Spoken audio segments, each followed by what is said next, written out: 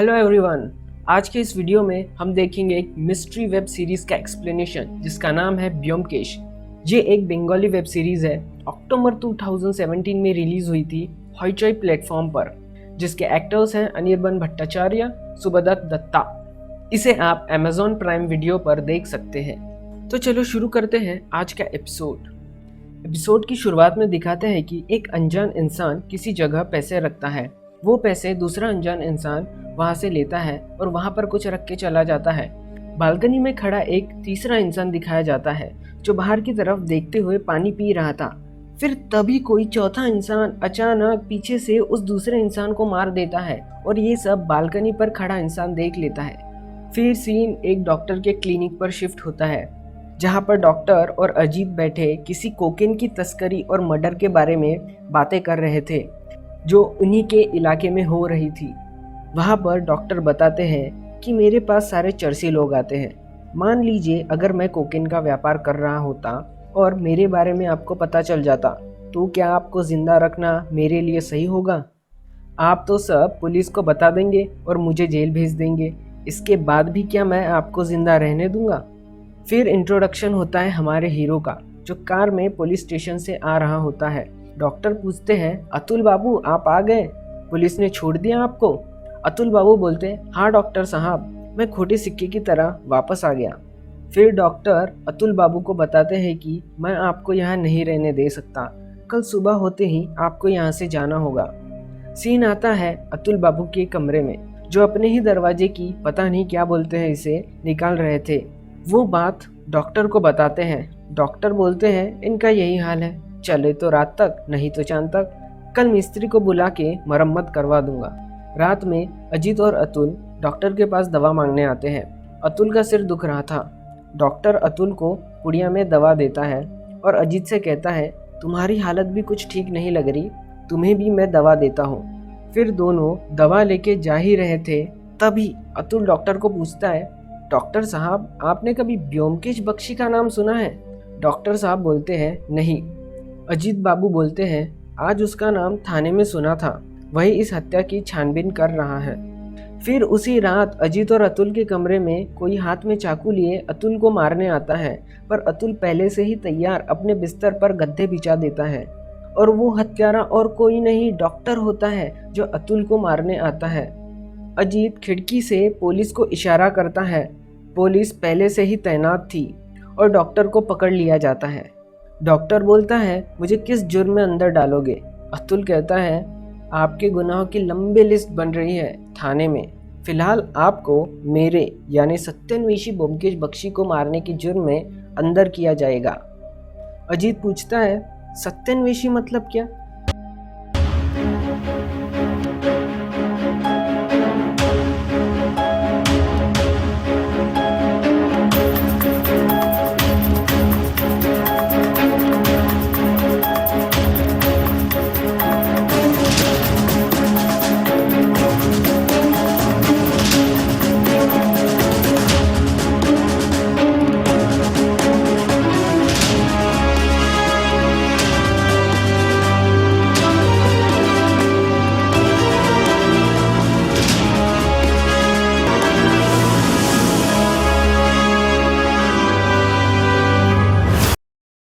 फिर सीन आता है ब्योमकेश के घर में, जो सिगरेट ढूंढते हुए अजीत को बताता है, डिटेक्टिव नाम कानों को छुपता है और जासूस कहलाना उससे भी बुरा है, इसीलिए मैंने अपना खिताब खुद ही रख लिया, सत्यान्वेशी।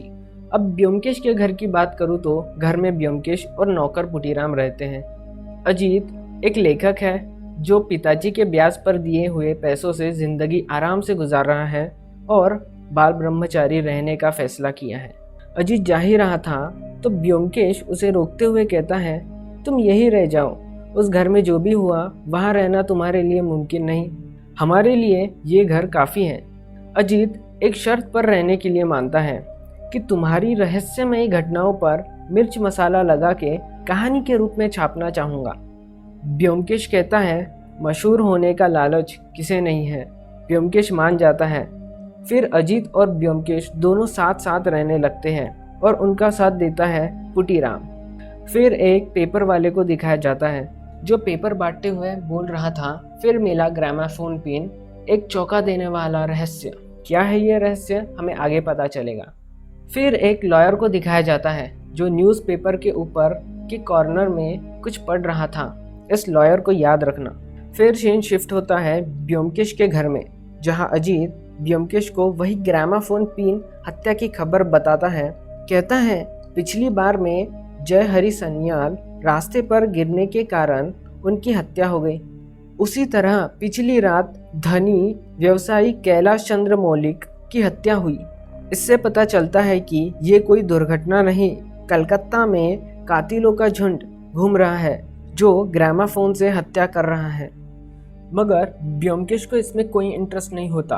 वो अजीत से पेपर लेता है और एडवर्टाइजमेंट यानी इश्तिहार पढ़ने की सलाह देता है। कहता है सारी मज़ेदार खबरें जानना हो तो इश्तिहार पढ़ा करो।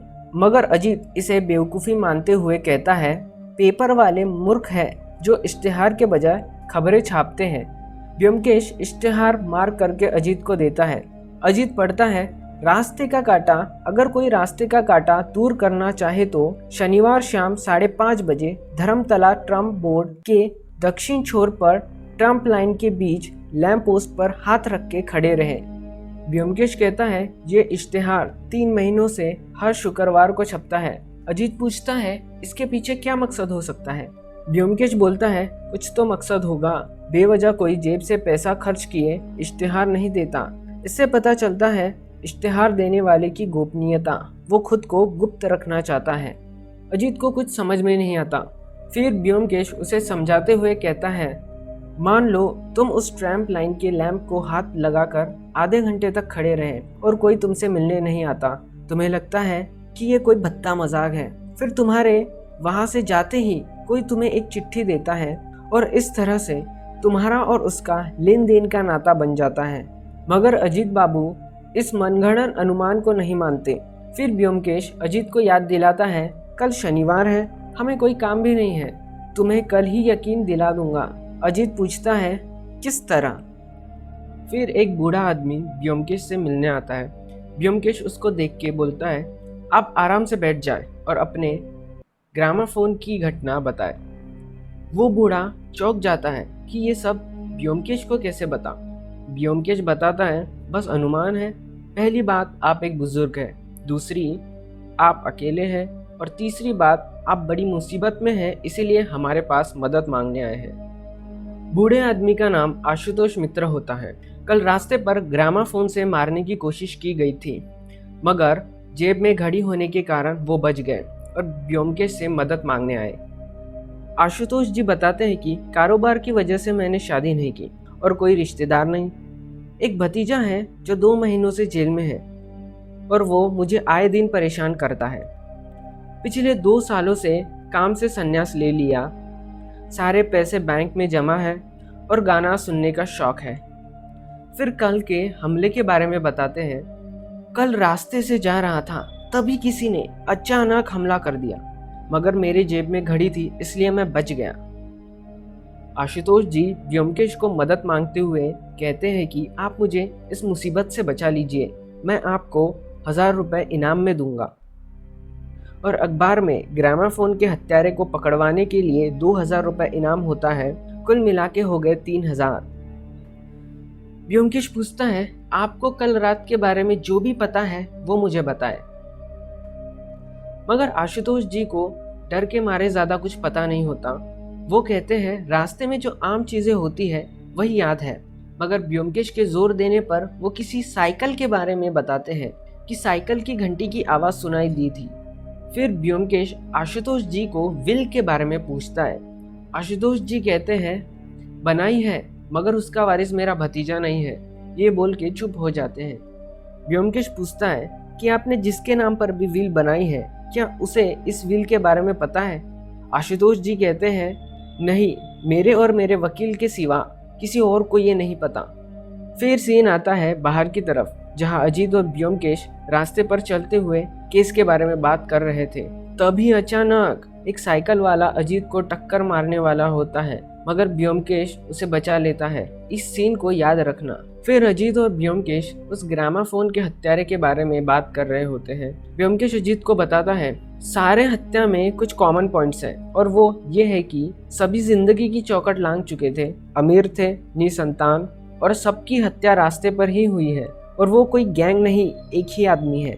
फिर सीन शिफ्ट होता है नृत्य घर में, जहां आशुतोष जी गाना और डांस देख रहे थे। वहीं पर ब्योमकेश अपना हुलिया बदल कर जांच पड़ताल करने आता है और एक लड़की जिसका नाम वैशाली होता है उससे पूछताछ करता है। उस नाचने वाली का नाम मैना होता है। वैशाली बोलती है कि मैना तो उस आशुतोष बाबू की साथी है। किसी ब्रिज पर अजीत मैना के बारे में पूछता है, मगर ब्योमकेश किसी ब्रह्मचारी को उसके रूप का बखान करके मन बेचैन नहीं करना चाहता था। फिर दोनों चाय पीते हुए रास्ते का काटा इस बात की जांच करने की बात करते हैं। अगली सुबह अजीत उसी ट्रैम्प लाइन पर हाथ लगाए खड़ा रहता है। थोड़ी देर तक कुछ नहीं होता, मगर थोड़ी देर बाद उसे कोई एक खत देके चला जाता है। अजीत उस खत को लेके घर आ ही रहा होता है कि उसे रास्ते में हुलिया बदले ब्योमकेश मिलता है। ब्योमकेश अजीत से कहता है कि तुम कलकत्ता घूमकर घर चले जाना। फिर उस खत को देखते हैं तो वो एक फोटो होती है जिसके पीछे एक खत मिलता है। उस खत पर लिखा होता है, खत को लिफाफे में भर के अगले रविवार 10 मार्च को रात के 12 बजे खिदिरपुर रेस कोर्स के पास वाले रास्ते से पश्चिम की ओर जाएंगे तो एक व्यक्ति बाइसिकल चला के सामने से आएगा। फिर अचानक आशुतोष जी वहां पर आते हैं और ब्योमकेश को बताते हैं कि मेरा वकील भाग गया। और ब्योमकेश बोलता है कि वो जोरा शाह वाली दोस्त भी। आशुतोष जी सरप्राइजिंगली पूछते हैं, क्या आप सब जानते हैं? ब्योमकेश बताता है कि जब से आपने व्हील बनाई है तब से वकील और मैना आपको धोखा दे रहे हैं। मैं आपके वकील से मिलने गया था, उसे रास्ते के कांटे के बारे में पूछा, शायद वो समझ गया और भाग गया। देखा जाए तो आपका भला ही हुआ है, धोखेबाज दोस्तों से आपको छुटकारा मिल गया। मगर आशुतोष जी इस बात का यकीन नहीं करते। ब्योमकेश उन्हें समझाता है, आपकी जायदाद हड़पने के लिए आपको मारने की साजिश की थी। आशुतोष जी प्यार के मारे कहते हैं कि ग्रामाफोन वाली साजिश उन्होंने नहीं की थी। ब्योमकेश कहता है, उन्होंने नहीं, एक आदमी लगाया था, उस आदमी का पता जल्द ही चल जाएगा। अगले दिन यानी रविवार को अजीत और ब्योमकेश संगीत का मजा ले रहे थे। तभी उनसे प्रफुल्ल राय बीमा एजेंट वाले मिलने आते हैं। ब्योमकेश से कहते हैं, मुझे आपकी सलाह चाहिए। ब्योमकेश कहता है, सलाह के लिए नजराना रखना पड़ता है। नजराना रख के प्रफुल्ल राय बताते हैं कि मैं ज्वेल्स एंड सन्स कंपनी में नौकरी करता हूँ और मेरे काम में एक लड़का बाधा डाल रहा है। उसे मैं रास्ते से कैसे हटाऊं ये सोच ही रहा था, तभी मेरी नज़र रास्ते के कांटे के इश्तेहार पर पड़ी। मैं उसी ट्रैम्प लाइन के लैंप पर हाथ लगाए खड़ा रहा। बहुत देर खड़े रहने के बाद जैसे ही मैं जा रहा था, किसी ने अचानक मेरे पैरों के सामने खत डाल दिया। वो खत पूरा मिस्ट्री से भरा है। ब्योमकेश बिजी था तो उसे कल आने के लिए कहता है। फिर वहां से प्रफुल्ल राय 3 बार चलता हूँ चलता हूँ चलता हूँ कह के निकल जाते हैं। फिर उसी रात खाना खाने के बाद ब्योमकेश अजीत को याद दिलाते हुए कहता है, चलो आज 12 बजे रास्ते के कांटे ने बुलाया है। दोनों अपना भेष बदल के पहुंचते हैं उस रास्ते पर। ब्योमकेश अजीत के पीछे खड़ा हो जाता है। 12 बजते ही एक आदमी साइकिल से अजीत की तरफ आ रहा होता है कि तभी उसकी साइकिल में से वही ग्रामाफोन पिन निकलता है और अजीत को लग जाती है। मगर ब्योमकेश ने अजीत को पहले ही पिन से बचने के लिए एक प्लेट जैसा सीने के पास लगवा दिया था। ब्योमकेश पीछे से उसके साइकिल के चक्के पर एक लकड़ी फंसा देता है और वो हत्यारा गिर जाता है। फिर वो भागने लगता है पर वो दोनों उसे पकड़ लेते हैं और वो हत्यारा और कोई नहीं प्रफुल्ल राय ही होता है जो सुबह ब्योमकेश से मिलने आया था। ब्योमकेश और अजीत प्रफुल्ल राय को बांध के पुलिस का वेट कर रहे थे। तभी प्रफुल्ल राय अजीत को बोलता है, साइकिल ने आपका क्या बिगाड़ा है, उसे उठा के संभाल के रख दीजिए। मगर ब्योमकेश कहता है, क्या कर रहे हो अजीत, पता है वो क्या है? वही तो है ग्रामाफोन पिन का अड्डा। प्रफुल्ल राय ब्योमकेश से पान खिलाने के लिए कहता है और उन्हें भी खाने के लिए कहता है, मगर दोनों मना कर देते हैं। तभी अचानक उस पान में जहर होने के कारण प्रफुल्ल राय की मौत हो जाती है और पुलिस प्रफुल्ल राय को ले जाती है। मगर ब्योमकेश साइकिल की घंटी अपने साथ ले जा लेता है। प्रफुल्ल राय के बारे में बोलूँ तो प्रफुल्ल राय साइकिल मैकेनिक था। पिछले साल बाढ़ में माँ बाप भाई बहन सब मर गए और काम की तलाश में शहर आ गया, मगर काम नहीं मिला। फिर उसे सूझा एक अजीबोगरीब पेशा। कितनों के रास्ते के कांटे उसने हटा दिए। अब सीन आता है कंक्लूजन पर। अजीत पूछता है, ब्योमकेश तुम्हें कब पता चला कि रास्ते का कांटा और ग्रामाफोन पिन वाला एक ही है? ब्योमकेश बताता है, रास्ते के कांटे ने क्या कहा? ब्योमकेश बताता है, रास्ते के कांटे ने क्या लिखा था? आपके खुशियों में कोई अड़चन और विपत्ति है तो वो उसे हटा देगा। जो ग्रामाफोन के वार से मरे वो भी किसी ना किसी के रास्ते के कांटे थे।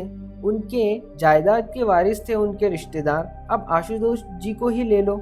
रास्ते के कांटे के नाम से विज्ञापन छपना और रास्ते पर कांटे से बनी हुई किसी चीज का खून होना।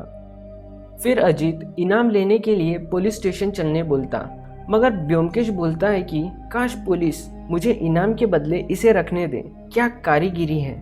अजीत कहता है कि अगर कोई मामूली गांव का लड़का इतनी घातक चीज बना सकता है तो सोचो दुनिया की बड़ी बड़ी ताकतें आपस में लड़ने के लिए दिमाग और पैसा लगाए तो दुनिया का क्या होगा।